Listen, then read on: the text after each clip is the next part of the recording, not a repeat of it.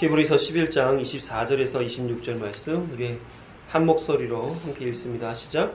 믿음으로 모세는 장성하여 바로의 공주의 아들이라 칭함받기를 거절하고 도리어 하나님의 백성과 함께 고난받기를 잠시 죄악의 낙을 누리는 것보다 더 좋아하고 그리스도를 위하여 받는 수모를 애굽의 모든 보화보다 더 큰 재물로 여겼으니 이는 상 주심을 바라봄이라. 아멘. 히브리서 강의 47번째, 믿음의 사람 11번째, 모세 첫 번째에 마른 떨기나무에 싹이 나게 하는 믿음이란 제목으로 말씀 나누도록 하겠습니다. 이 말씀에 담긴 하나님의 생명의 길로 인도하신 은혜를 풍성히 누리게 되길 간절히 소망합니다. 우리 어린이 말씀하죠? 네, 어린이 말씀. 우리 어린이들이 알고 있는 위인 누구 있어요?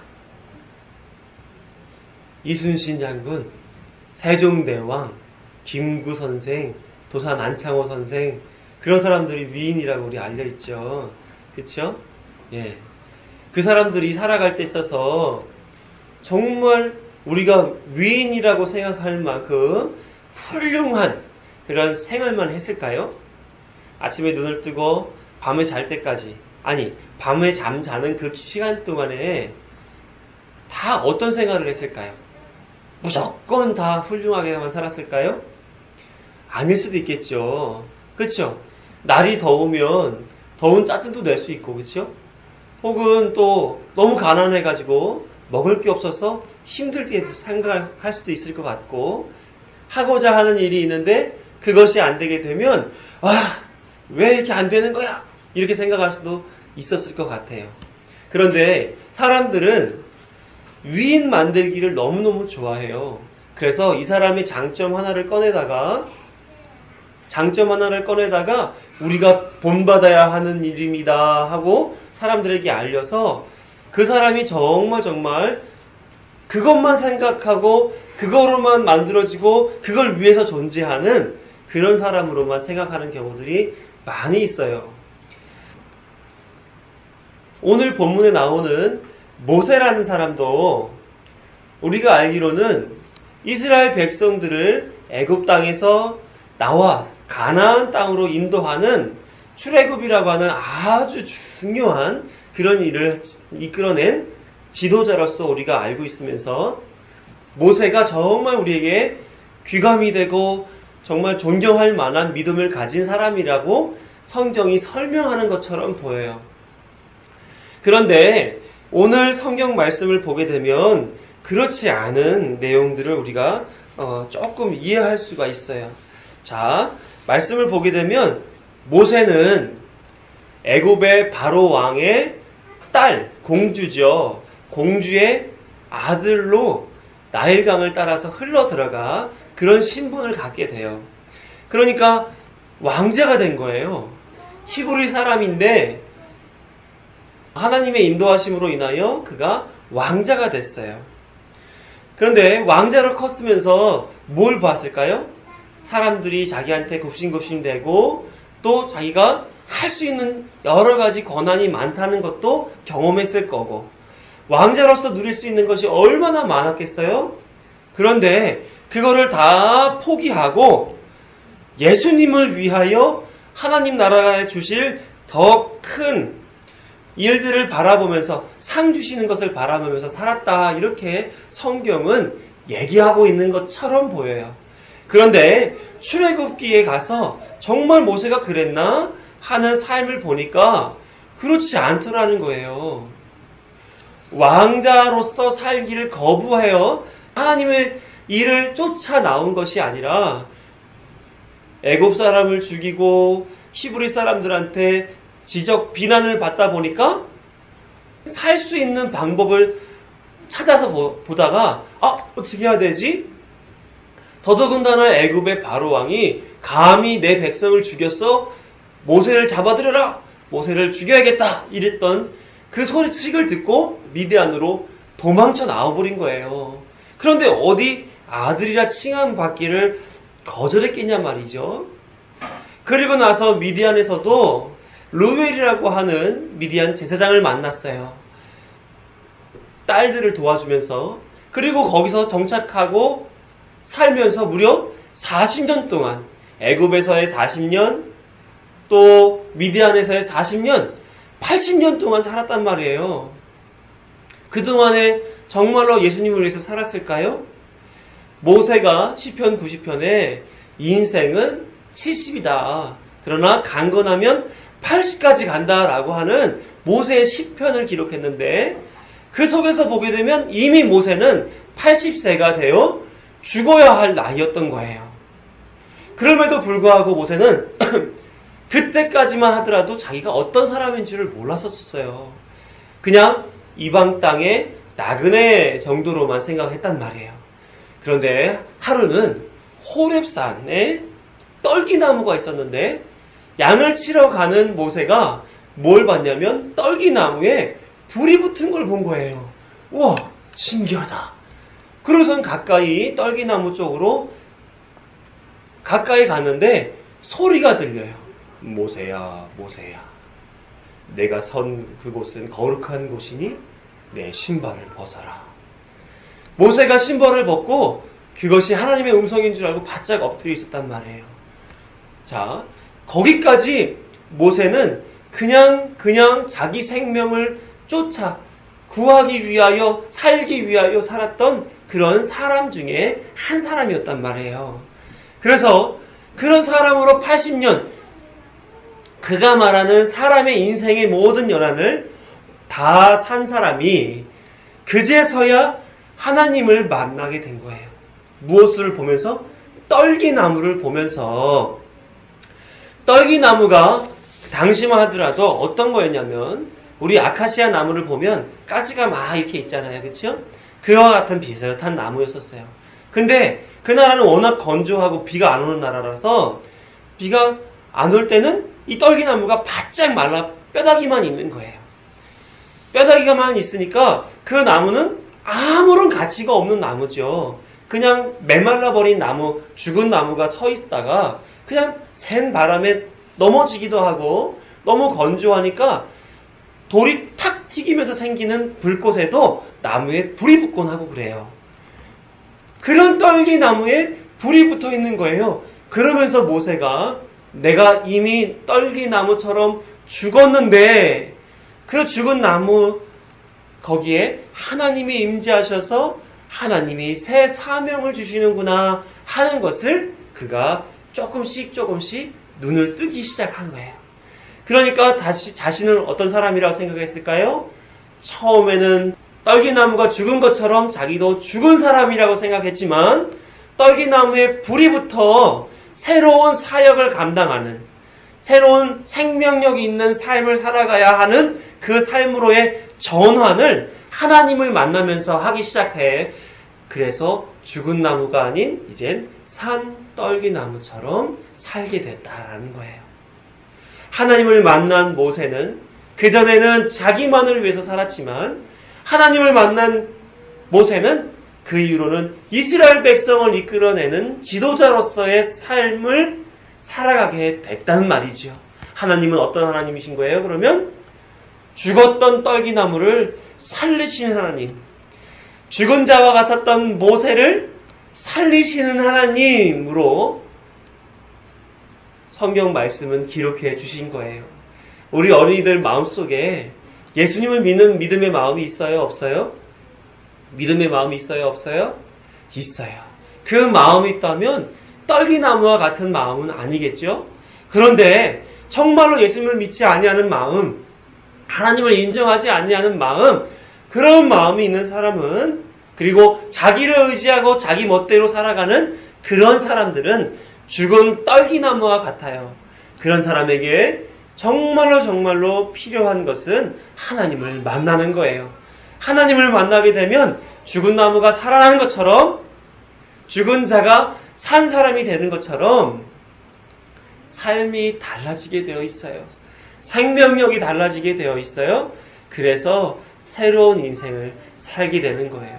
죽은 인생에서 산 인생으로. 우리 어린이들 이 시간 다시 한번 생각해 봐요. 나는 정말 하나님이 살려놓으신 산 나무로 지금 살고 있는가? 어때요?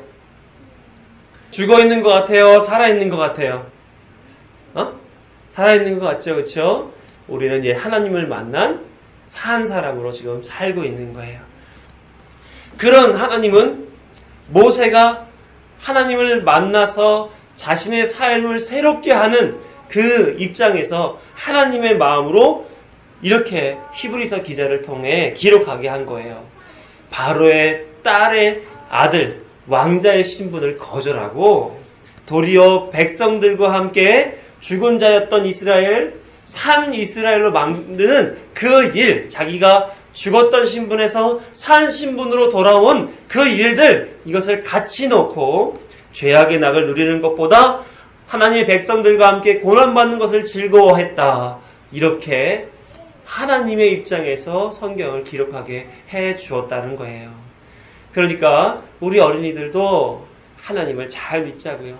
하나님 말씀을 잘 듣자고요. 하나님을 말씀 속에서 만나자고요. 그래야 죽었던 나의 마음이 산 마음으로 바뀌는 거예요. 자, 나는 죽은 마음이 좋아요. 손 들어보세요. 나는 그럼 산 마음이 좋아요. 손 들어보세요. 그래요. 우리 어린이들, 모세가 자기 마음대로 살아 죽었던 삶을 살았지만 하나님 만나 산 사람이 된 것처럼 우리 어린이들도 늘 말씀 속에서 하나님을 만나는 그런 믿음의 어린이들이 다 되었으면 좋겠어요. 자, 그렇게 하자고요. 아멘 해야지. 자, 어른 말씀 나누겠습니다. 이틀 전 뉴스에 하버드 출신 현각 스님이라는 분이 한국 불교와 인연을 끊겠다는 소식을 전해왔습니다. 25년간 한국 불교를 세계에 알리는 일을 해왔었어요. 그런데 갑자기 돌연 한국 불교와 인연을 끊겠다 이렇게 나왔습니다. 그 이유로는 불교의 근본 정신인 선과 깨달음이 아닌 불교가 기복 종교로 바뀌었다, 퇴색했다 하는 이유로 그랬다는 거예요. 기복 종교라고 하는 것은 한마디로 말하면 돈에 매여져 있는 종교다 이렇게 얘기를 그런 거죠. 그런 의미죠. 현대 종교들이 대부분 이 문제에서 우리는 그렇지 않아 라고 자신 있게 말할 수 있는 종교가 얼마나 있겠어요? 다 돈과 결부되어서 자신들의 종교가 원래 추구하였던 그 방향이 아닌 사람들에게 잘 먹고 잘 살게 만들어주는 그런 어떤 기복성을 가지는 종교들이 다 되고 있지 않는가. 여기서 자유로운 종교는 없지 않은가 생각이 듭니다. 특히 종교든 사회의 어떤 분야든 간에 잘 먹고 잘 사는 문제와 연결되어 있지 않은 그런 부분이 없죠. 모두가 자기를 높이기 위한 수단으로서 종교, 사회, 정치, 경제, 문화 이런 것들을 인식하고 근본 정신이 훼손될지라도 내가 만족하고 내가 높아지고 내가 유명해지고 나의 힘이 세상을 이끈다면 그 어떤 것도 마다하지 않는 세상이 바로 현대가 아닌가 이런 생각을 해봅니다. 그런데 성경은 하나님이 주도하는 역사를 소개하고 있어요. 그러니까 세상과는 완전히 다른 그런 모습인 거죠. 세례 요한이 말한 바와 같이 그는 흥하여야 되겠고 나는 쇠하여야 하리라. 이 정신이 성경의 정신 아닙니까? 우리에게 그렇게 살도록 하나님께서 인도하시고 계신 거 아니겠어요? 이것을 마땅하다 가르치고 있어요. 현대에 자기를 세우기 위해 수단과 방법을 가리지 않는 시대 정신과 하나님의 역사를 따르는 믿음이 시대 정신과 믿음이 대치되고 있는 상황이라는 것을 우리는 잘 알 수 있습니다. 그게 우리 안에서 벌어지고 있는 영적 전투인 거예요. 불교에서도 마하바냐 바라밀다라는 말이 있어요. 그게 그들의 최고의 경전이죠. 마하라는 말은 뭐냐면 큰 이라는 뜻이고 바냐는 지혜라는 뜻이에요. 바라밀다 이거는 열반의 세계에 도달하다 하는 뜻이에요. 다시 말하면 큰 지혜로 열반의 세계에 도달하라. 이게 불교 정신이란 말입니다. 도를 닦아 신의 경지에 오르라. 이걸 추구하는 종교가 지금 기복신앙, 돈, 자기 자신에게 빼앗겨 형각 스님과 같은 그런 스님들이 나오기 시작했단 말입니다. 마찬가지로 기독교도 하나님의 은혜로 살도록 성경에는 기록되어 있으나 우리 내면에서 영적 전투, 사단과 내가 한편으로, 그리고 이 두 팀이 자신을 세우라고, 내 나라를 만들라고, 내가 세상의 중심이라고, 세상 모든 것이 다 너를 위해 존재한다고 미혹하고 있고, 믿음이 그렇지 않다, 하나님이 중심이다라는 것을 말하면서 여기서 영적 전투를 지금 하고 있단 말이에요. 내가 속해 있고 사단이 미혹하고 있는 이쪽으로 기독교 신앙도 지금 어떻게 해야 됩니까? 많이 넘어가고 있어요. 솔직히 말해서 절대적으로 하나님의 뜻을 따라 살아가는 사람이 몇이나 있겠냔 말이에요. 사람 심리가 그렇지 않습니까? 서면 앉고 싶고 앉으면 눕고 싶고 이왕 누웠는데 자면 좋겠다 하는 그런 게 사람 심리 아니냐고요. 끊임없이 자기의 편리와 만족과 자기의 위신을 위해서 살아가는 게 바로 사람 아닙니까? 그러니까 기독교도 이 불교 현각 스님이 했던 이런 어떤 본질을 추구하려고 하는 그런 삶의 모습이 우리 안에 있어야 되는데 기독교도 별반 다르지 않더라는 거예요. 사도 바울은 로마서 3장에서 사람의 속성을 분명하게 제시합니다. 이렇기 때문에 그렇게 넘어가는 거죠. 함께 보세요. 로마서 3장 9절 12절 읽습니다. 시작. 그러면 어떠하냐? 우리가 나으냐? 결코 아니라 유대인이나 헬라인이나 다 죄 아래에 있다고 우리가 이미 선언하였느니라. 기록된 바 의인은 없나니 하나도 없으며 깨닫는 자도 없고 하나님을 찾는 자도 없고 다 치우쳐 함께 무익하게 되고 선을 행하는 자는 없나니 하나도 없도다. 이 말씀은 결코 하나님의 말씀을 사람이 스스로 찾거나 깨달을 수 없고 의로운 자로 설 수 없다는 말씀이에요. 그러니까 우리가 영적 전쟁을 할 때마다 어떤 것을 선택하고 살아가게 되어 있습니까? 믿음이 아닌 사단과 내가 좋아하는 것을 선택하고 살아갈 수밖에 없어요. 그게 우리의 현실이고 지금 현재 기독교의 현실일 수도 있는 것입니다. 그런데 히브리서 기자가 말하는 것은 그렇지 않은 사람도 있더라. 그렇게 기독교의 본질을 추구하고 살아가는 사람들이 있더라. 그러면서 히브리서 11장을 써준 거죠. 어떻게 살아가는 사람이 그런 사람이라고 히브리서 기자가 얘기하는 겁니까? 믿음의 사람들을 소개하기 전에 그 믿음의 사람 앞에 주어를 써놓는데 바로 뭐예요? 믿음으로 사는 사람이 바로 그런 사람이라는 거예요. 사람의 믿음의 능력으로 사는 사람이 아니라 하나님이 구원으로 이끄시기 위해 사용하는 도구, 그 믿음으로 사는 사람 말입니다. 그는 하나님이 계신 본향을 향해 서 있는 사람이요 하나님이 상 주시는 이심을 믿고 따라 살아가는 사람이다 하는 것을 히브리서 기자는 소개했죠. 구원 얻는 사람은 이 세상에 믿음 없는 자로 태어났지만 태초에 하나님이 구원하시기로 작정하셨기 때문에 그에게 강권적으로 믿음을 넣어주시고 믿음의 삶을 살게 하셔서 결국 하나님이 결정하신 구원을 선물로 받게 된다는 거예요. 모든 구원 얻을 사람의 수순은 다 이런 순서인 것입니다. 저와 여러분도 마찬가지죠. 그래서 처음부터 예수님을 믿었던 사람이 없었던 거예요. 모태신앙이라 해도 뱃속부터 자기가 믿음을 가지고 태어납니까?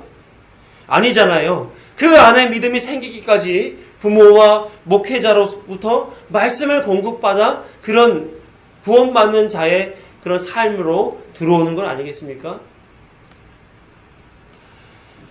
히브리서 기자가 믿음으로 사는 사람에 대하여 우리에게 소개해 준 것은 하나님의 방식대로 살아가는 사람이 있는데 그 원리가 믿음이라는 것이다. 그런데 믿음은 어떠한 것인지를 한번 들어봐라 라고 소개해주고 있는 거예요. 오늘부터는 모세에 대한 이야기가 나옵니다. 모세를 하나님께서 믿음으로 어떻게 이끄셨는지를 함께 보시자고요. 다시 오늘 본문을 한번 읽어봅니다. 히브리서 11장 24절에서 26절까지 말씀 시작. 믿음으로 모세는 장성하여 바로의 공주의 아들이라 칭함받기를 거절하고 도리어 하나님의 백성과 함께 고난받기를 잠시 죄악의 낙을 누리는 것보다 더 좋아하고 그리스도를 위하여 받는 수모를 애굽의 모든 보화보다 더 큰 재물로 여겼으니 이는 상 주심을 바라봄이라. 아멘. 이 말씀을 읽어보면 모세의 믿음이 대단하지 않습니까? 네? 세상의 부귀 영화와 권세가 다 주어질 왕자였는데 그것을 포기하고 하나님의 백성과 죄악의 낙을 누리는 것을 좋아했다는 거예요. 그리고 애굽에서 얻을 수 있는 값진 것보다 하나님이 주실 상, 그것을 더 가치 있게 바라봤다, 이렇게 기록하고 있는 거예요. 대단한 믿음 아닙니까? 그죠? 그러면은 믿음으로 한 일이 아니라 모세가 한 일이 돼요. 그런데 여기 문장에 보게 되면 처음 쓰여진 주어가 바로 믿음으로 라는 표현이란 말입니다. 그러니까 이러한 삶을 살아간 모세이지만 이 삶의 주체가 모세가 아니라 바로 믿음이라는 것을 성경은 소개해주고 있는 거예요. 그러니까 모세가 그렇게 행한 것이 아니고 믿음이 그렇게 행하게 했고, 그리고 믿음은 하나님이 그 안에 넣어주셔야만 가능한 일이다 하는 것을 지금 설명해 주고 있는 것입니다. 그럼 모세가 애굽에서 나오게 된 배경이 공주의 아들이라 칭함받기를 거절하고 하나님의 백성과 죄악의 낙을 누리려고 하는 것이 아니라면 왜 나오게 됐는지를 한번 알아보시자고요. 출애굽기 2장으로 갑니다. 우리 성경책도 한번 찾아보세요. 자, 11절 12절이에요. 함께 읽어봅니다. 시작. 모세가 장성한 후에 한 번은 자기 형제들에게 나가서 그들이 고되게 노동하는 것을 보더니 어떤 애굽 사람이 한 히브리 사람 곧 자기 형제를 치는 것을 본지라. 좌우를 살펴 사람이 없음을 보고 그 애굽 사람을 쳐 죽여 모래 속에 감추니라. 어릴 적 보모로 젖을 물렸던 어머니 요게벳으로부터 자신이 히브리 민족이라는 사실을 배웠던 그는 애굽 사람이 히브리 사람을 괴롭히는 것을 볼 수가 없었던 거예요. 그래서 그는 남몰래 애굽 사람을 쳐 죽이고 모래에 감추었던 것입니다. 그래놓고 내가 그런 일을 한 적이 없어 시침이 뚝 떼고 아무렇지도 않은 듯이 그러고 살려고 했던 거였어요. 이미 그때 나이가 40이었고 이것을 봤을 때 그가 혈기가 왕성하고 다혈질의 사람이라는 것을 우리가 알 수가 있죠. 그런 기질로 그는 그냥 자기가 옳은 대로 판단하고 어렸을 때부터 배웠던 그 기준에 부합하지 아니하면 자기가 옳은 대로 행동하는 그런 다혈질적인 사람이라고 하는 것을 우리가 알 수가 있게 됩니다. 그런데 이튿날 나가보니까 이번에는 히브리 사람들끼리 서로 다투고 있는 거예요. 모세는 그들에게 나가서 물어봅니다. 왜 같은 민족끼리 싸우냐? 그랬더니 그들이 말하기를 네가 우리 재판관이냐? 애굽 사람을 죽인 것 같이 우리도 죽이려고 하느냐? 모세는 깜짝 놀랐죠. 아무도 모르게 애굽 사람을 죽여서 땅에 묻어놨는데 이것을 이미 히브리 사람들이 알고 있더라는 거예요. 그 일이 자신에게 있어서 수치스러운 일이라고 하는 것을 스스로가 알게 된 것이죠. 더 나아가서 이 사실을 바로가 알게 됩니다. 그러고 모세를 죽이라고 모세를 붙잡아라 명령을 하게 되죠. 이때 모세는 애굽을 도망하여 밖으로 나오게 된 거예요. 공주의 아들을 거절한 것이 아니라 그가 한 행위가 자신의 생명을 위태롭게 했기 때문에 죽음 앞에서 살아보겠노라고 도망친 겁니다. 이걸 믿음이라고 할 수 있을까요? 또 모세는 미디안 광야에서 미디안 제사장 르웰의 7딸을 만나게 돼요. 이들이 양떼에게 물을 먹이려고 하는 때에 그래도 모세는 명색이 남잔데 폼나게 물을 떠다가 구유에 채워서 양에게 물을 먹여주는 그런 도움을 줍니다. 딸들이 집에 들어가서 이전에 있었던 일들을 아버지에게 말을 해요. 그랬더니 아버지 르웰이 도움을 준 분을 그냥 보내면 되느냐? 모시고 와라. 이렇게 해서 르웰의 집에 들어가게 되고 거기서 함께 동거하면서 르웰의 딸 십보라와 결혼하고 동거하고 살아가게 됩니다. 그럼 이 사람 이방인이에요? 아니면은 히브리인이에요? 미디안 사람이니까 이방인이죠. 믿음이 있다는 거예요? 믿음이 없다는 거예요? 믿음이 없다는 겁니다. 그리고 나서 십보라와 모세 사이에 아들이 나오는데 그의 아들이 이름이 게르솜이에요. 게르솜의 이름의 뜻은 뭐냐면은 출애굽기 2장 22절에 이렇게 기록합니다. 그가 아들을 낳음에 모세가 그의 이름을 게르솜이라 하여 이르되 내가 타국에서 나그네가 되었음이라 하였더라. 모세는 스스로가 어떠한 존재인지를 알았던 거예요. 세상에 가치 있는 자, 세상의 중심, 아니면 세상에 어떠한 생명력이 있는 자가 아니라 나그네다라고 얘기를 하고 있는 거예요. 자신이 어떤 존재가 되었는지를 그의 이름에 담아 놓았습니다. 타국의 나그네. 다시 말해 존재 가치가 없는 이방인이라는 거죠. 지금 죽어도 슬퍼할 자가 없고 누가 죽여도 문제 삼을 자 없는 타국의 나그네와 같은 자신이라고 여기고 있는 거예요. 한마디로 어떤 존재입니까? 자기가 죽은 자 같은 사람이라는 거예요. 죽은 자. 40년이 지난 후 그가 호렙산에서 양을 치고 있는데 신비한 광경을 목격하게 됩니다. 떨기나무에 불이 붙었는데 나무가 타들어가지가 않아요. 자, 성경에서는 이 떨기나무가 4군데 정도가 더 나오게 됩니다. 떨기나무가 있는 곳에서 벌어지는 일들을 우리에게 주는 메시지가 있다는 얘기죠. 어떤 메시지가 있었냐면 아브라함이 하갈과 이스마엘을 내쫓잖아요. 사라와 함께 문제가 발생하니까 하갈과 이스마엘을 내쫓아 버립니다. 그랬을 때 이스마엘이 이 떨기나무 아래에서 서 있고 하갈은 2, 300m 멀리 떨어진 곳에서 통곡하고 울게 되고 그 속에서 하나님을 만나는 곳이 바로 이 떨기나무였단 말이에요. 그러니까 어떠한 심경을 가지고 있었을 때 그런 모습을 보였겠어요? 사람으로서 존재할 수 없는 죽은 자 되었음을 하나님 앞에 아뢰 때가 바로 떨기나무 아래에서의 모양이었단 말이죠. 또 욥기에서도 나오게 되는데 욥이 당했던 그 비참한 기근, 궁핍 이런 모습을 묘사할 때 사용된 나무가 바로 떨기나무예요. 특히 예레미야에서는 사람의 믿음과 하나님을 믿는 믿음을 대조할 때 사람을 믿는 믿음, 이것을 떨기나무와 같다 이렇게 표현하고 있어요. 즉 떨기나무는 하나님을 떠난 메마른 곳에서 열매 없이 살다가 죽는 그 비참함을 나타내는 상징물이 바로 떨기나무란 말입니다. 떨기나무가 모세 앞에서 불이 타고 있는 모습인 거예요. 그러면 자기가 그걸 주목하게 됐다는 것은 뭔가 암시하는 내용이 있는 거 아니겠습니까? 그렇죠? 뭔가 느끼게끔 하나님이 그렇게 모습을 보여준 게 아닌가 하는 거예요. 그 속에서 하나님의 음성이 들립니다. 모세야, 모세야, 가까이 오지 마라. 내가 선 곳은 거룩한 곳이니 신을 벗으라. 모세는 그 앞에서 신을 벗고 하나님 배웠기를 두려워하여 얼굴을 가립니다. 하나님은 바로 이 떨기나무와 같이 무가치한 존재인 모세를 보여주셨고 그 위에 하나님이 임재하실 것을 나타내 보여주신 것이었던 거예요. 즉 하나님의 능력으로 모세를 죽이시고 이전에 사람으로서의 모세를 죽이시고 새로운 사람으로서의 모세를 세우시겠다라고 하는 하나님의 메시지가 떨기나무와 불붙은 그 모습을 통해서 보여주고 계신 거란 말입니다.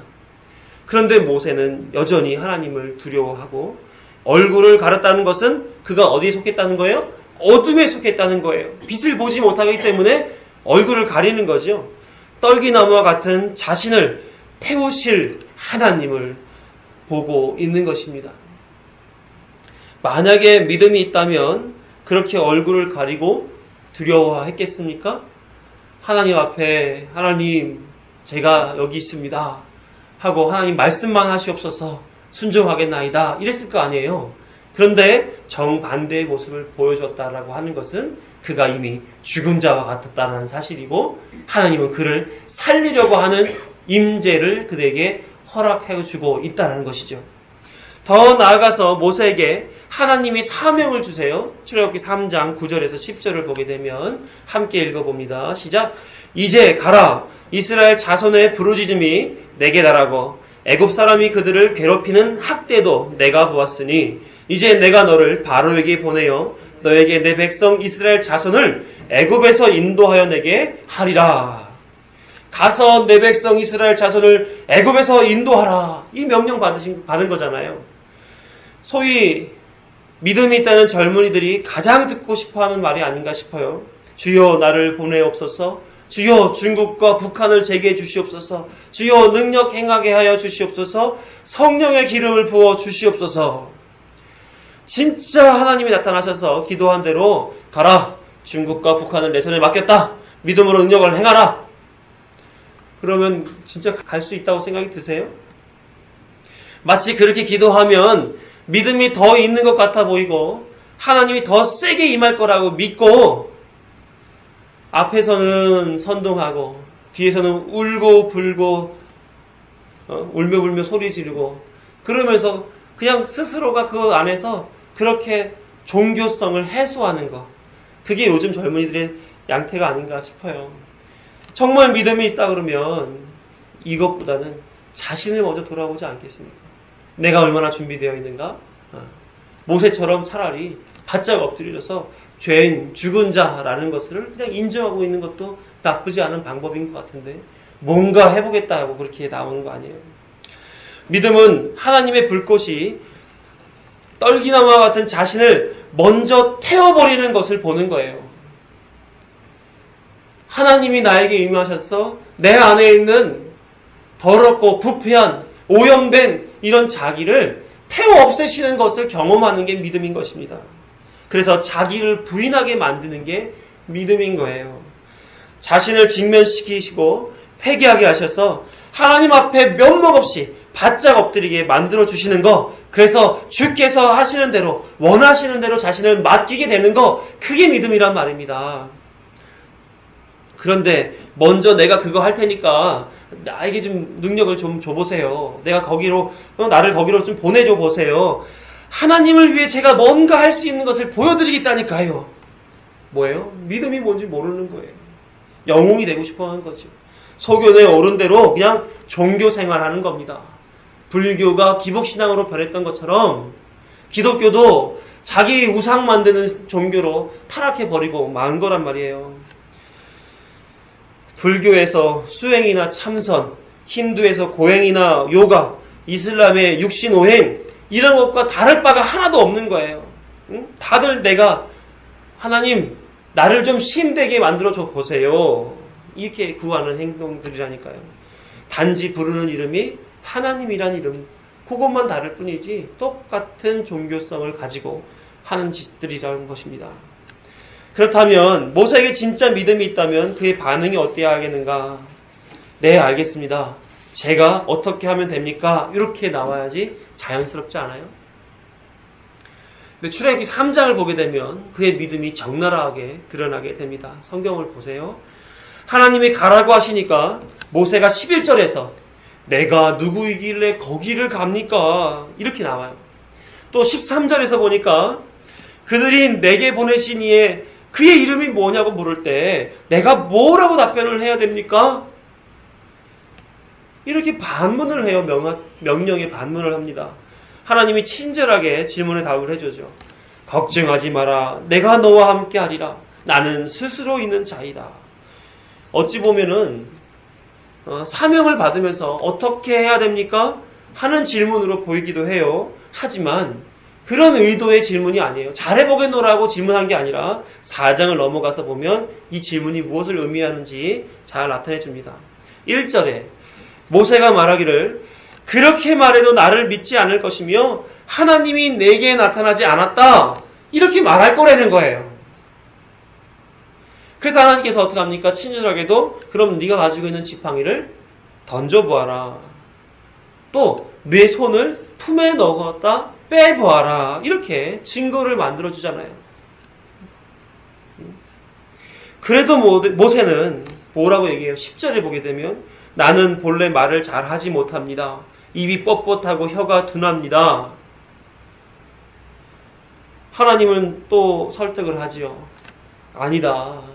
내가 아론을 보내겠다. 그런데 모세가 뭐라고 보내요? 13절을 함께 읽어볼까요? 시작. 모세가 이르되 오 주여 보낼 만한 자를 보내소서.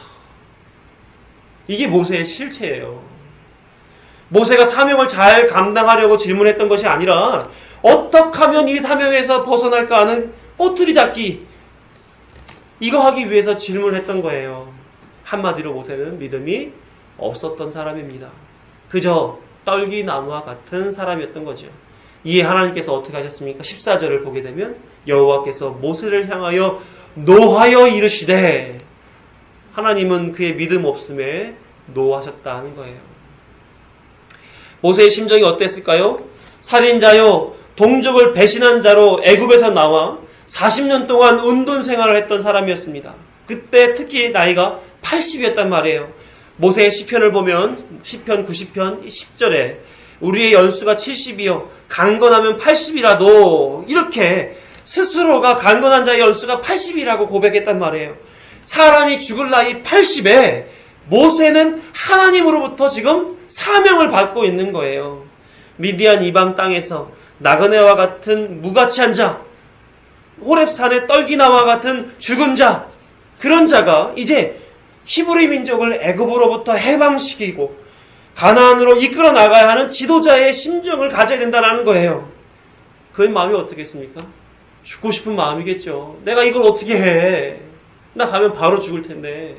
나 바로 가면 히브리 사람들이 그렇게 나를 인정해 주겠어? 나는 나그네요, 떨기나무인데. 하나님은 그러한 사람을 찾으신다니까요.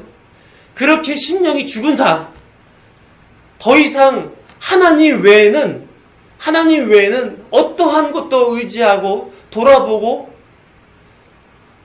또 어떠한 능력이나 어떠한 가치로도 세울 수 없는 그런 정말 마지막 끝자락에 서 있는 사람, 나이로도 끝자락에 서 있는 사람, 그런 사람을 하나님께서 붙잡는다니까요.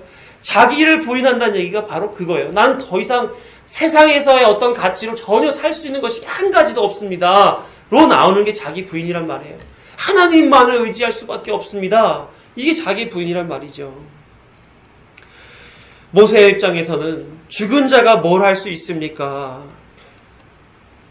죽은 자이기 때문에 하나님을 찾지도 깨닫지도 못하고 다 치우쳐 무익하기만 한데 어찌 하나님의 일을 감당할 수가 있겠습니까? 라고 나오는 거예요. 성도도 마찬가지 아닙니까? 성경이 말한 대로 다 죽은 자란 말이에요. 그런데 어떻게 자기가 중국과 북한을 바로 세우고 나라를 일으키고 세상을 바꾼다는지 저는 이해할 수가 없어요.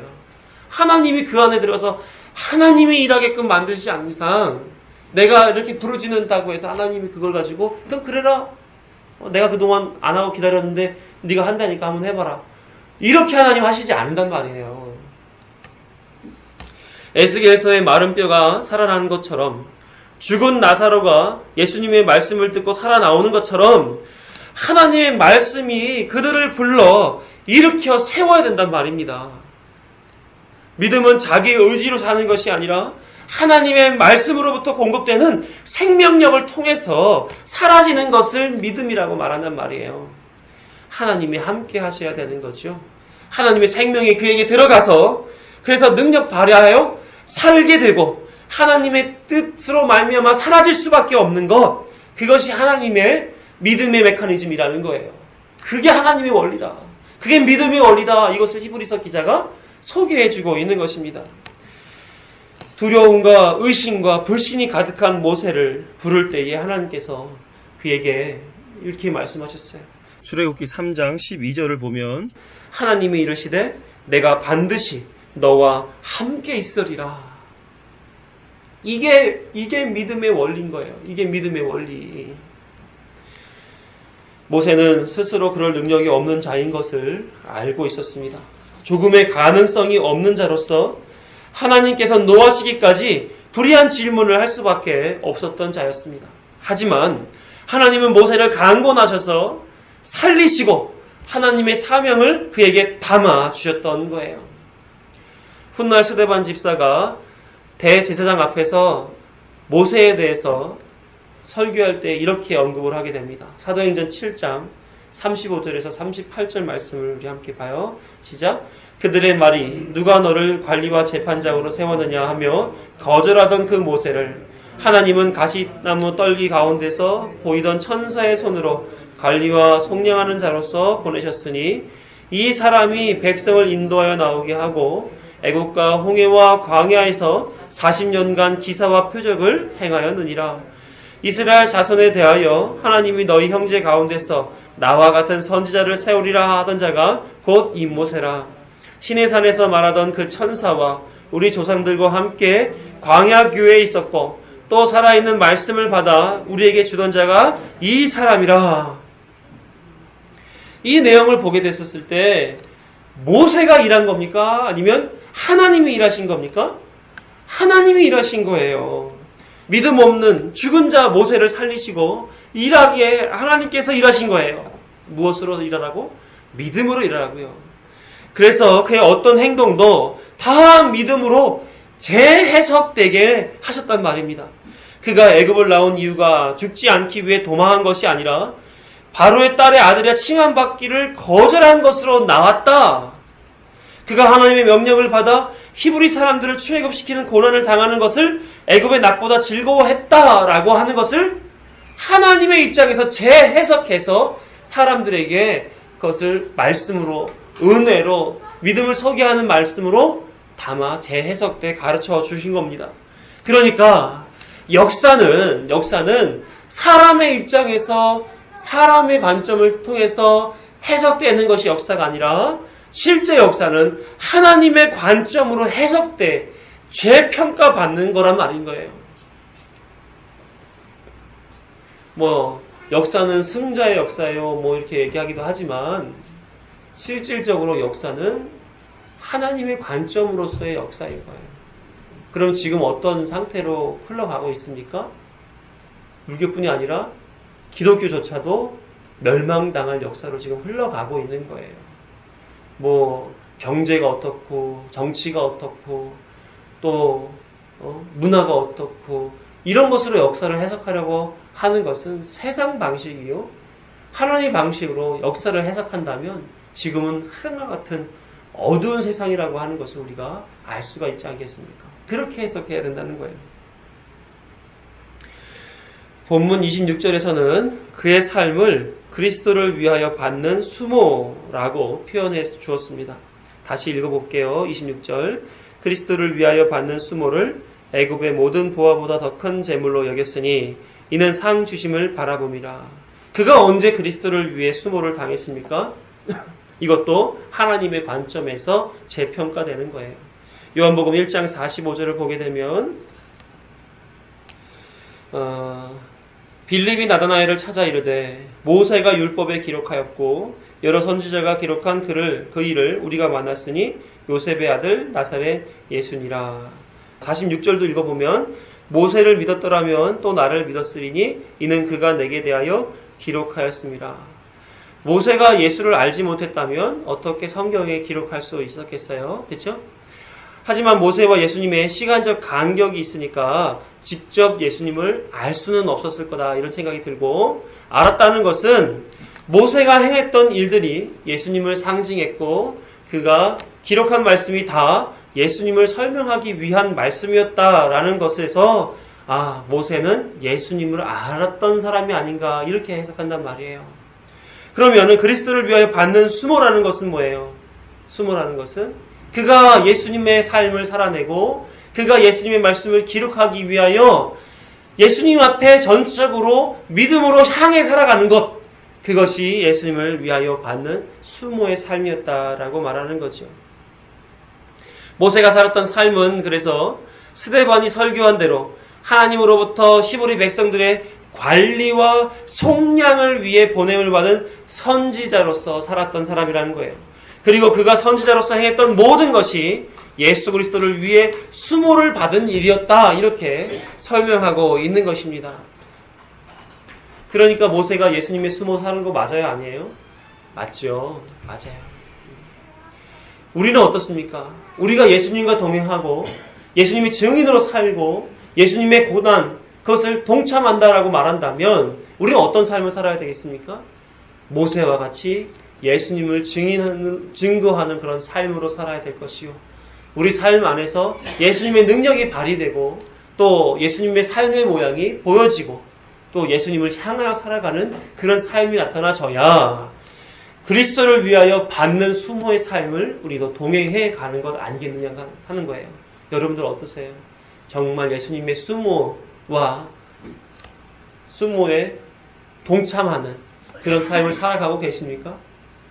예수님은 자기를 부인하고 자기 십자가를 지고 나를 따르라고 얘기를 했는데 과연 성도들은 그렇게 사느냐는 말이에요. 믿음 없는 사람들과 별반 다르지 않게 살고 있지는 않으십니까?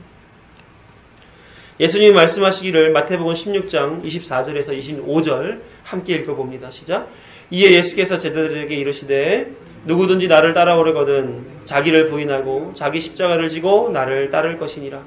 누구든지 제 목숨을 구원하고자 하면 잃을 것이요 누구든지 나를 위하여 제 목숨을 잃으면 찾으리라. 자기를 부인하고 자기 십자가를 지니고 예수님을 따른다는 얘기는 뭐예요? 여기 나와 있는 것처럼 제 목숨을 잃는 일이라는 거예요. 죽었다 생각해라는 거죠. 너희가 가지고 있는 너의 자아는 이미 죽었다. 하나님으로 말미암아 예수 그리스도로 말미암아 새 삶으로 살아가는 것, 그게 내가 나를 따르는 것이다. 이렇게 얘기하고 있는 거란 말이죠. 모세는 믿음으로 말미암아 자기가 부인되고 하나님의 뜻을 좇아 십자가, 그 생명을 다하는 믿음의 삶을 살았던 것입니다. 하나님이 떨기나무에 불로서 나타나 죽은 떨기나무를 태우시고 믿음으로 다시 사는 떨기나무 보여준 것은 바로 죽었던 모세를 다시금 하나님의 능력으로 살리겠다는 얘기라는 거예요. 그게 그리스도인의 삶의 모습이라는 거예요. 사도 바울은 마치 모세가 행한 그리스도를 위해 수모받는 일, 그것을 이제 고난이라고 표현할 때 이것은 어떤 의미인지에 대해서 로마서 8장 18절에 기록해주고 있습니다. 고난은 과연 무엇이냐? 함께 읽어봅니다. 시작. 생각하건대 현재의 고난은 장차 우리에게 나타날 영광과 비교할 수 없도다. 우리가 받는 고난은 예수 그리스도가 당한 수모인데 그것은 하나님 앞엔 영광이다라는 얘기예요. 영광. 힘드시죠? 어려우시잖아요. 외롭잖아요. 막막하잖아요. 하나님 밖에는 붙잡을 어떠한 것도 없잖아요. 힘겹게 살아가시지 않습니까? 그게 고난이지만 하나님께는 영광이란 말이에요. 그 영광으로 우리의 삶이 재해석되고란 말입니다. 이 수모와 관련하여 예수님이 산상수훈에서도 이렇게 말씀해요. 마태복음 5장 11, 12절 함께 읽어봅니다. 시작. 나로 말미암아 너희를 욕하고 박해하고 거짓으로 너희를 거슬러 모든 악한 말을 할 때에는 너희에게 복이 있나니 기뻐하고 즐거워하라. 하늘에서 너희의 상이 큼이라. 너희 전에 있던 선지자들도 이와 같이 박해하였느니라. 모세는 예수님의 시대에 살고 있지는 않았지만 이 사실을 알았던 거예요. 이 사실을 알았던 거예요. 너희의 상이 큼이라. 그 사실을 알았던 겁니다.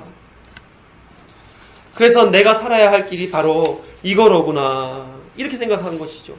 그래서 26절에 나왔던 것처럼 상 주심을 바라보고 살았다는 거예요. 상 주심을 바라보고 살았던 거예요. 모세의 삶을 통해 바라봤을 때 구원받을 성도들은 하나님이 믿음을 가입시켜서 죽었던 자를 살리는 원리를 적용하여 살게 만들어주는 원리를 우리가 볼 수 있게 되는 것입니다. 우리 성경 말씀 하나 찾아볼게요.